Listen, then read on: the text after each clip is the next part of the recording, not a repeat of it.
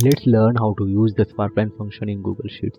We have our sales data for the month listed from 1st to 30th April with sales executive names in column A.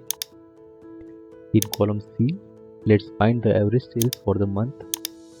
In C2, type equals to average,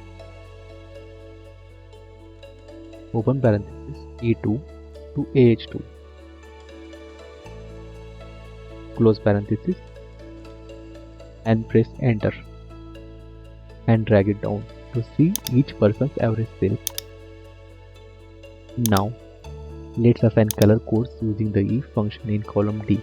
Let's say if a salesperson makes more than 15 sales, he or she has achieved a monthly target. If the target is achieved, the Sparkline should be in green, otherwise it should be in red. To do that, in cell D2, type equals to if, open parenthesis, C2, that's the average target achieved, greater than 15, comma, in double quotes, green, then comma, then double quotes, red, double quotes, and close parenthesis, and press enter. Let's drag it down. Next, let's visualize their performance using Sparklines in column B. In cell B2, type equals to Sparkline, open parenthesis, E2 to AH2, or you can select the range manually.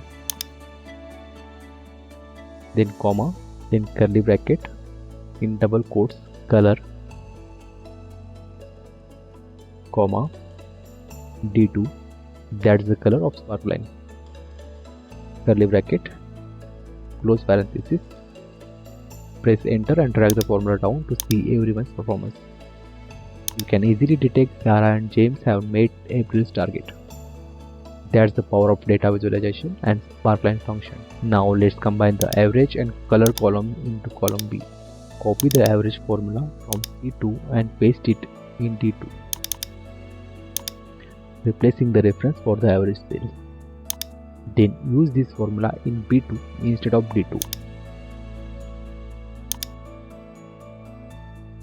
and drag it down.